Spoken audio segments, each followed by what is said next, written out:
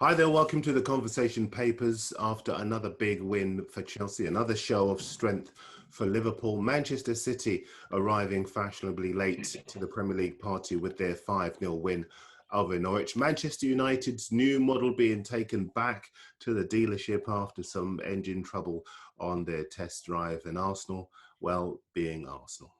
Lots to get through on the show today. Troy's here to help me through it, as is someone who knows Arsenal well, having come through their academy, striker Jay Bothroyd. Hello to you both. Let's start with Chelsea and their 2-0 win over Arsenal. An even split in terms of coverage. Here's my back page at the Mirror. Looks like trouble. Romelu Lukaku's running riot to leave Arsenal in even more of a mess. The Express headline is Look of Fear, and the Star's headline is Rom Punch. Jay, as good as Chelsea were, Lukaku in particular, what did we learn from that win yesterday? I thought Chelsea were fantastic. Obviously it's the second game of the season. No one's 100%. You don't get that 100% sharpness until you're like 5-6 games in. But to focus on Lukaku, I see a big change in his game. And when he did the interview before the game, and he was saying that Conte made him a more complete player, I see that yesterday. His hold-up play was much better. You know, he was playing one-touch passes, which was really good, which he had trouble doing earlier in his career. He's always a handful because he's so strong, but he shows some football intelligence on the pitch. And obviously, he got his goal, he got off the mark, and he, for me, was the key part of the game, and Jay, that's what Chelsea did. Jay, when people talk about football intelligence, what do they mean? When the ball comes up to you, you need to have a picture in your mind. You need to have a picture of your runners, where they are. Can you play one touch? Can you turn? And sometimes, especially at Man United, he often made the wrong decisions, and he got some criticism for that. But in the game yesterday, I see that he was central most of the time. Sometimes he drifted wide, but primarily he was always in the middle, and he made a lot of the correct decisions in his game. Troy? I was purring at his performance yesterday, but then I've watched him out in Italy, and I think many people that still continue to judge Romelu Lukaku haven't seen how he's developed under Conte out in Italy. That in-game intelligence, that he ragdolled the Arsenal defence without having to use the kind of stuff that Graham Souness was talking about earlier on. He pinned them. His movement in little short spaces was excellent. There was times when he did take him out wide. Jay was right, but they didn't know whether to go out with him. And I just thought, as a number 9, that was as good as performance as you're going to get. And remember, Arsenal are apparently a top side, although I believe they'll struggle. But he absolutely was. He showed why Chelsea paid the money in his first game, and I think there's a lot more to come from him as well. Okay, right now on the flip side, Arsenal were indeed a mess. They were awful last season. They rallied at the end with the pressure off. Now they're back to being bad again. The paper's a bit baffled by Mikel Arteta's reaction to being booed off by his own fans at full time and at half time. Here's the Mail. Arteta loses it. The Telegraph go more route one with their headline, Fans Turn on Arsenal After Dismal Start. And the Sun headline, split between the two, Look and Listen. Troy, what does the fans being back mean for Arteta in particular? It's everything that I think that he didn't want, although he's come out and been really positive about them. But when you're playing behind closed doors as such, the pressure is whatever pressure you apply to yourself. The pressure is what you apply to your team without really any fan reaction. I don't see Arteta as someone that's going to scroll Twitter after a game every week and see what the fan reaction is. So that fan reaction would have. I looked at him through the course of yesterday, and I saw someone who probably was struggling a little bit. Didn't expect that kind of reaction.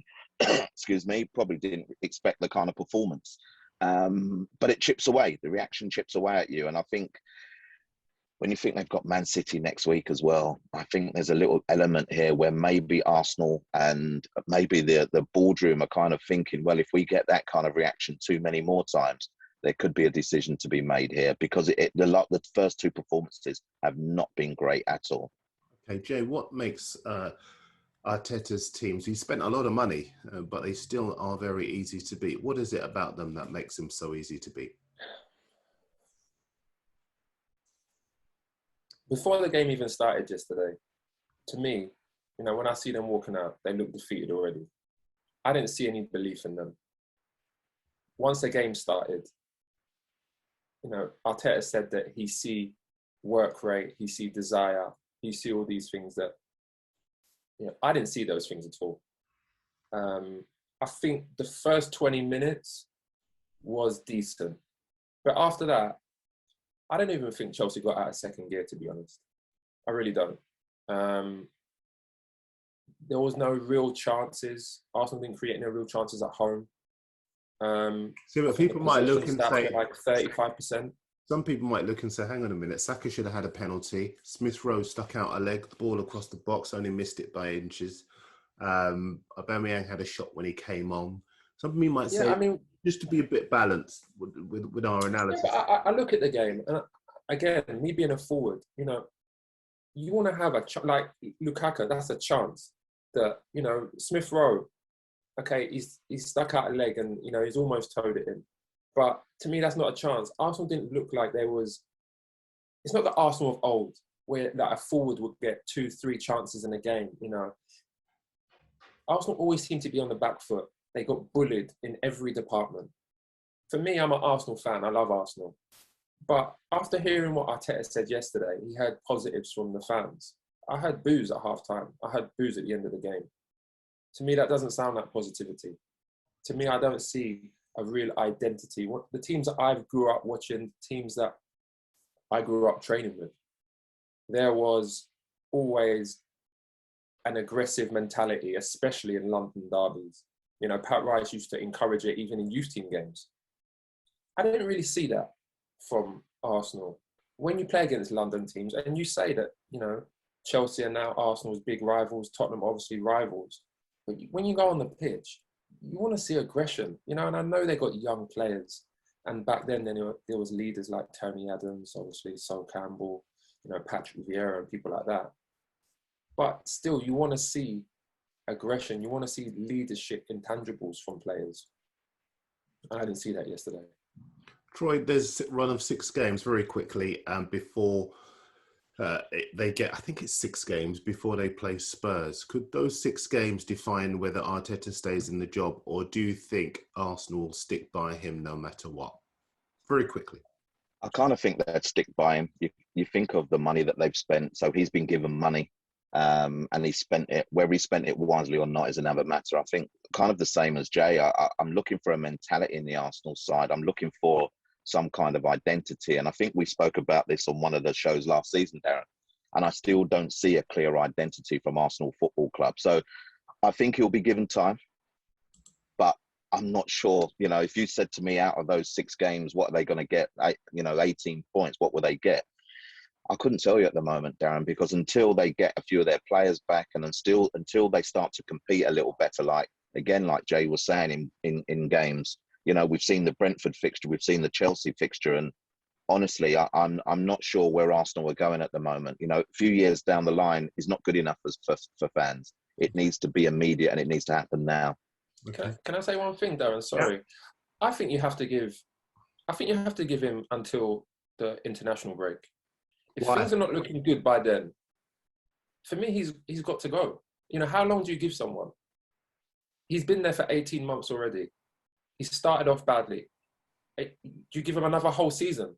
So then Arsenal finishing mid-table. For me, if I'm Arsenal, I would be talking to Conte from now, and depending on how it goes in the next up until that international break, I'd be trying to convince him that But Arsenal isn't the flip side, Jay, that they're trying to bring in young players, evolve the side, build around youth rather than stick by senior players who've had an opportunity, haven't really done too much?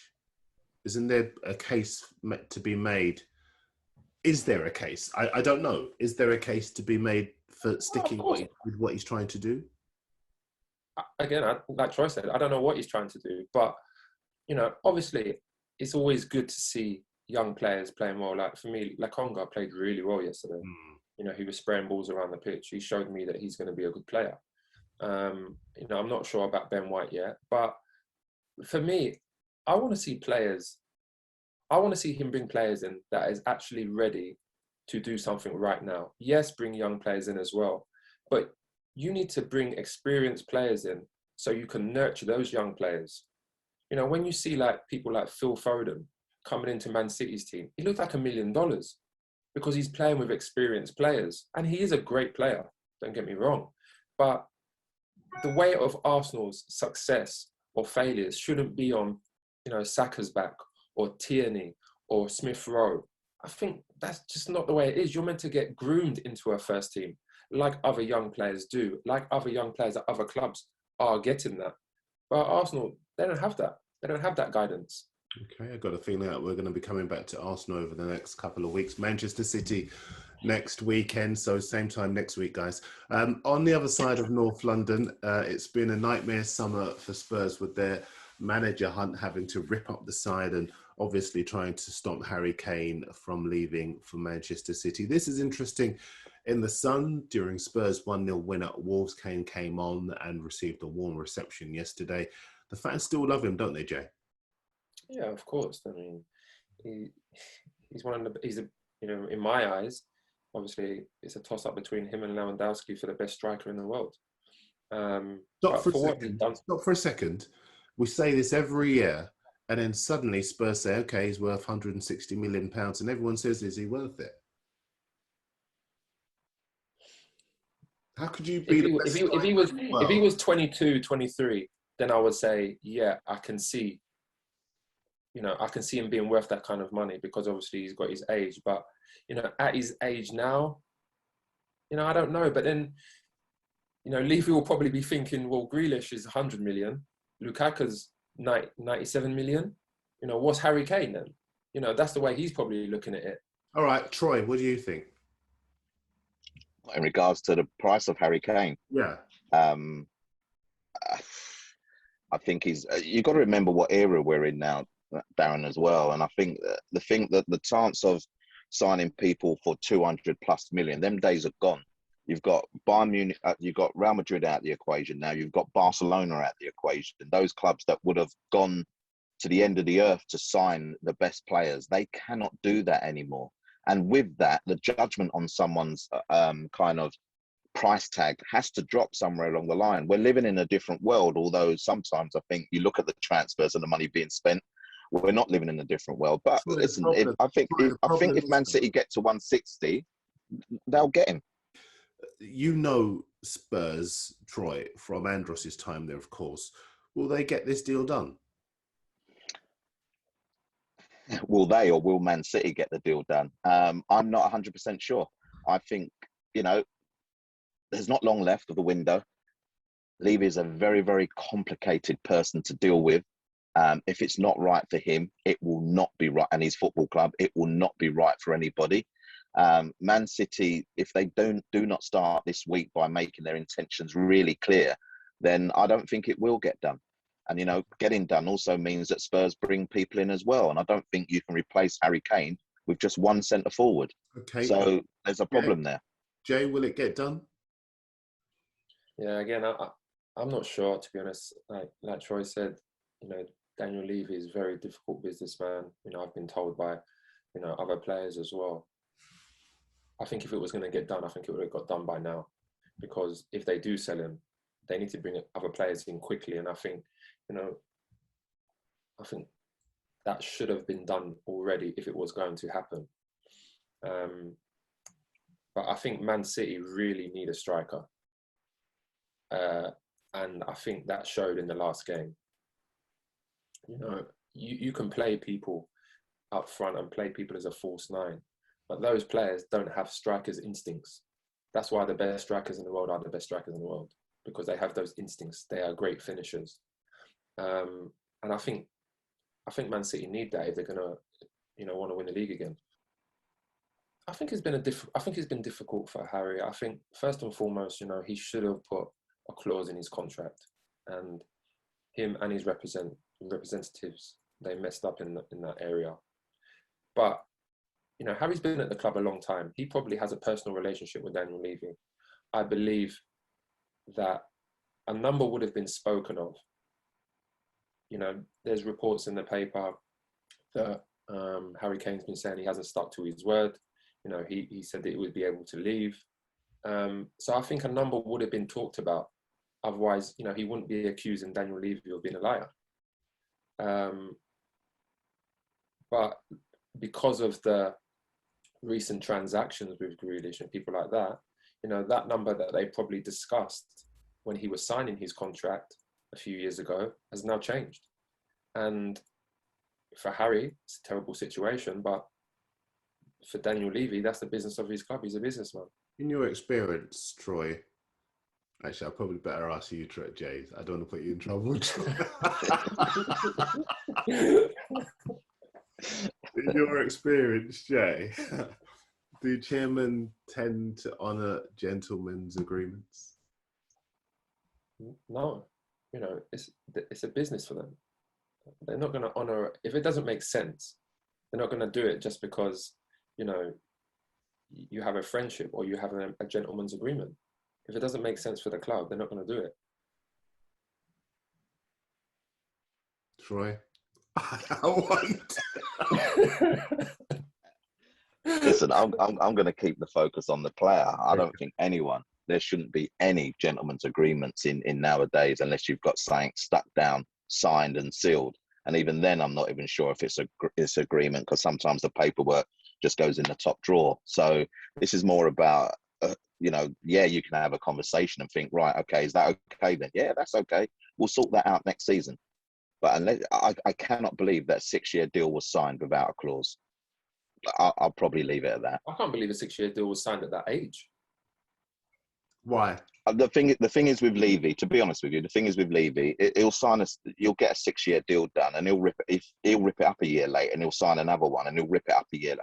I remember he used to do it with Aaron Lennon. He does it with quite a lot of the players. Aaron got a 5-year deal, I think, when in his early time at Spurs, and he absolutely battered the Premier League that season. So he ripped it up, and he signed another 5-year deal. And he ripped it up in 2 years' time and signed another one. That is one consistent thing about Daniel Levy. The length of your contract means nothing. If you are performing, you know, he will say, well, let's renegotiate. And they'll get a renegotiation done. So that's why I say that maybe there should have been a clause put in that contract that kind of said, well, Daniel, you know, if after 2 years I don't see the club going the way I want to, you know, can this be the maximum fee? And this can be my get out.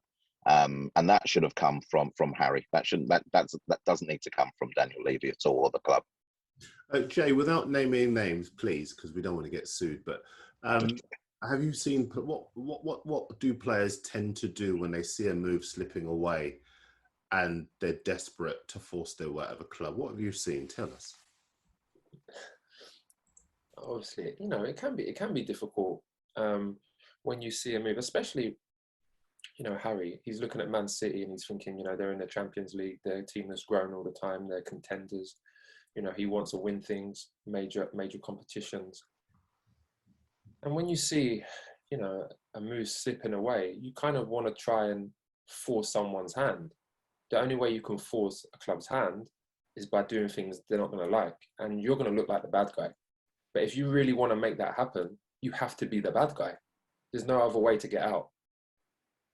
You know, you have to, you know, maybe go through the motions in training. You know, you've just got to, I mean, I'm not saying I haven't done this. People might think I've done it. But you do have to, you know, you have to make it known. You know, you have to say, I want to leave. You know, I've loved it. I love playing for Tottenham. It's my club. But I want to go and win things now. And you know, make yourself unavailable. You know, there's reports that Ronaldo's doing it right now, right? Because he wants to leave. I want to be on the bench. You know, Harry Kane, if he really wants to leave and he wants to push it, he's got to do it. I have mentioned it before in interviews. Mick McCarthy at Wolves wanting to get rid of me. And I said, that's fine, but I want to be in control of my own destiny. So I want to go to the club that I want to go to, not the club that you want to send me to. And he came to me a few times and said, this club wants you, that club wants you. And, for me, it wasn't right for me. He then started making me, he took my squad number off me. He made me get changed in a youth team dressing room, so I'm not even getting changed with the first team no more. He made me just come in with Tony daily and just run around the pitches, so I wasn't even playing football in the afternoons. In the morning, I was playing football. In the afternoons, he would make me come in. And this is all just to upset me. And to be honest, Gary Breen at the time, he was instrumental for me, because he said to me, okay, listen, he's doing this to you, but you have to train for yourself and think that you're doing it for your next club. And that's what gave me mental toughness, because I started doing that. And then Mick McCarthy could see that it wasn't really upsetting me anymore. And finally, Dave Jones gave me the call. And then obviously, I left on my own terms, and, that was that. And my career, went forwards. Obviously, there are lots of twists and turns to come with this. We will keep you across them right here on the Conversation Papers. Now, each week on the show, I'm going to ask you both to tell me what's caught your eye from the weekend's football. Jay, I'll start with you. What's caught your eye? In fact, let's do Troy. Okay. What's caught my eye? Very, very late last night, the mayhem, I'm going to call it, from the French league, Nice versus Marseille. A favourite of the Premier League, Dimitri Payet. The clip we saw, or the bits we saw, getting pelters by bottles from apparently the ultras from Nice. Payet picked one of them up and decided to throw it back. And then it descended into absolute chaos. The players from both sides, the fans, the officials, the people from the bench. The good old days when you used to see everyone just converge into one middle, and it's just kicking off, and you have to kind of watch the video clip a number of occasions to see it all, kind of how it all worked out. And actually it wasn't good for football in 2021. And I know it continued back into the changing rooms, etc. And the French league were adamant that Marseille had to go back out into the atmosphere, and they refused. So I'm going to follow that one with interest to see what does happen in the end, because yes, Payet probably shouldn't have thrown the bottle back. Players are always taught not to do that, but I don't know, there's times when you're going to break someone's kind of resolve, aren't you? And the fact that one of the bottles thrown at him put him on the floor, to be totally honest, there needs to be a massive investigation. But that was late Sunday night, so it'll be interesting to follow that story. Jay? My one was, obviously about one of the games, Man United. For me, I couldn't understand why he made changes. They just beat Leeds. Everyone played fantastic. But then he took out McTominay and, put in Matic. And then he took out Greenwood to put in Martial. And I didn't really understand that, because to me, Greenwood had a fantastic game. He played down the middle, scored a goal, and he was always a threat. McTominay was on the bench, and to me, in the last game, he had a fantastic game as well. He's got apparently McTominay wasn't 100% fit, Jay. That's what the reports were. He wasn't 100% fit. Okay, so if he's not 100% fit, why is he on the bench at all? I agree with that part of it. I mean, there's other players that can play that are 100%. His second game of the season. Why is he going to take a risk then to put him on the bench for a league game? It's not. It's not a major final or anything like that. And also, he's got Sancho. He spent £73 million on Sancho. Now, everyone can see the quality of Sancho. For me, I can't understand why he's not starting games yet. Grealish, come off the bench. I think it was Community Shield, Charity Shield, whatever. And, after that, he's been starting every game. Why is he not starting him after spending all that money? Why don't you leave Greenwood down the centre? Why don't you just put him on the right, where he was playing a lot for Dortmund and, got all them assists and all them goals, and, keep the team, more stable. The The great thing about your analysis, I don't. you've actually just covered another one of the papers that I wanted, Oh, sorry. which is the Telegraph, who say that Solskjaer's given his doubters ammunition to come at him. It doesn't take much, as we all know. But as I say, you've just basically covered all of the reasons why that is the case. And he's got work to do. Darren, also, no disrespect to Southampton. Sorry, no disrespect to Southampton, but do you really need two defensive midfielders to play against Southampton when you've got the quality of Man United?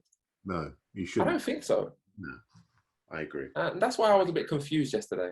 Sorry, go on. Just on that point, very quickly, Dan, I thought there was an attitude about Man United yesterday that will see them struggle more often than not if they don't sort that attitude out. I think they relied on the fact that they've been 1-0 down at half-time in many away games.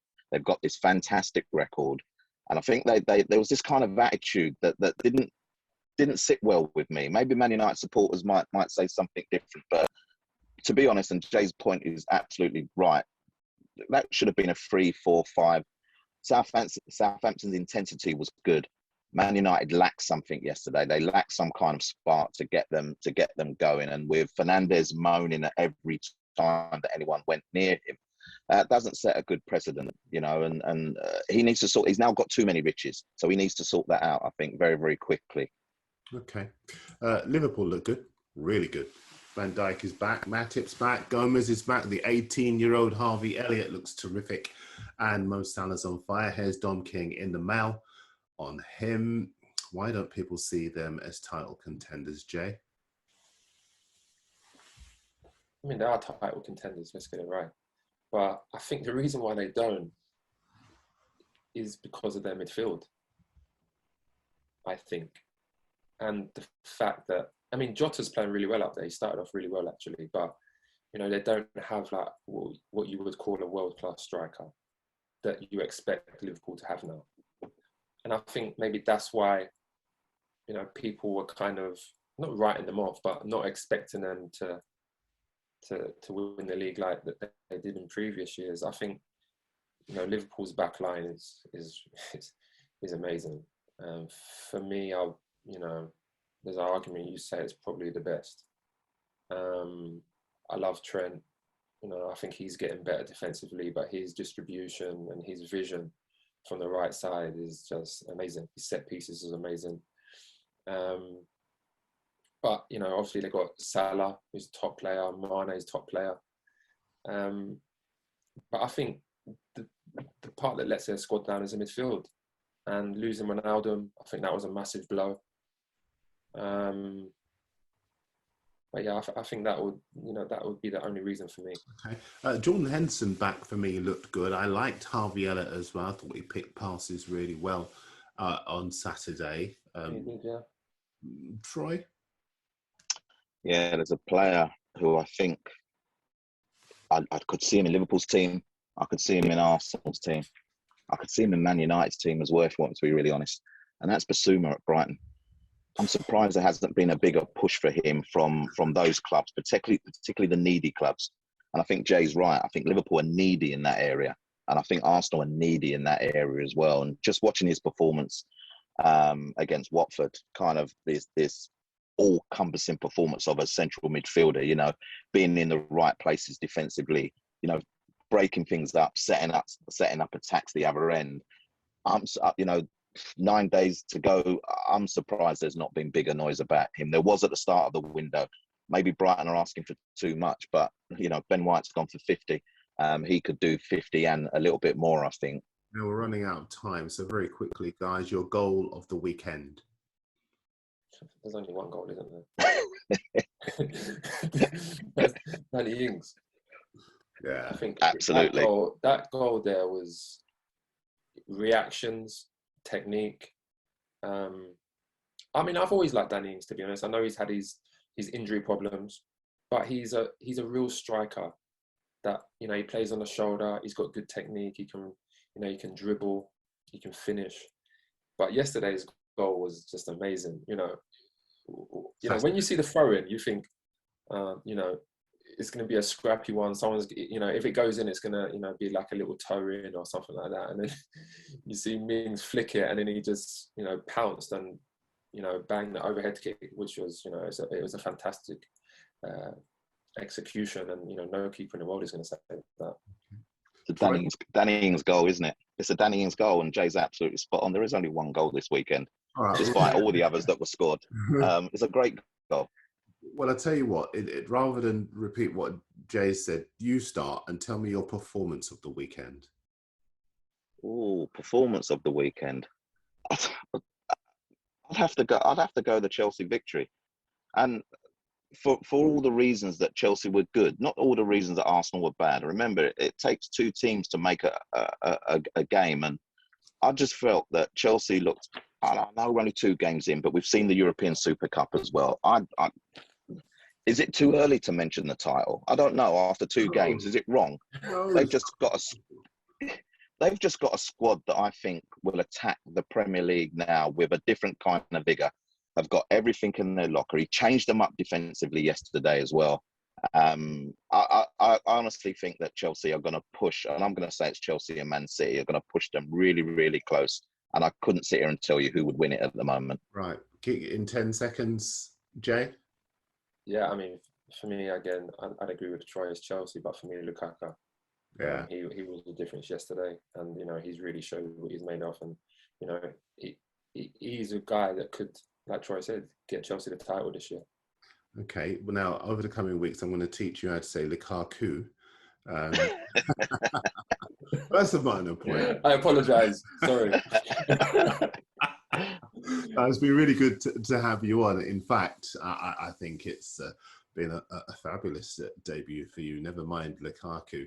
I think you're going to come to enjoy being on the Conversation Papers. We're delighted. I hope you have been watching too, because Jay's back next time, as is Troy, and we hope you'll join us too for the Conversation Papers. See you next time.